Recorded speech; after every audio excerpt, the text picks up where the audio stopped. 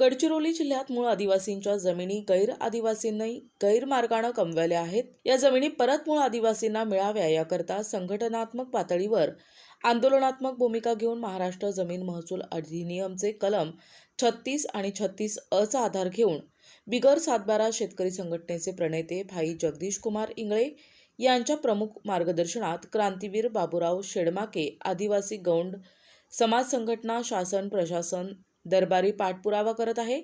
परंतु मुलचेरा आणि चामोर्शी तालुक्यातील प्रशासन आदिवासींच्या जमिनी आदिवासीलाच मिळाव्या याकडे अक्षम्य प्रमाणात दुर्लक्ष करत असल्याचा आरोप संस्थापक अध्यक्ष माणिकराव शेडमाके यांनी जाहीर पत्रकार परिषद घेऊन केलाय. यावेळी बिगर सातबारा शेतकरी संघटनेचे प्रणेते भाई जगदीश कुमार इंगळे, श्यामादादा कोलाम ब्रिगेडचे संस्थापक अध्यक्ष सुरेश कुमरे, शाहीद बाबूराव शेडमाके संस्थापक अर्चना मडावी, आदिवासी युवा शेतकरी रमेश मडावी, सचिन सडमेक, काशीनाथ सिडाम, रमेश मडावी आदी उपस्थित होते. प्रतिनिधी भास्कर फरकडे, NTV न्यूज मराठी, गडचिरोली.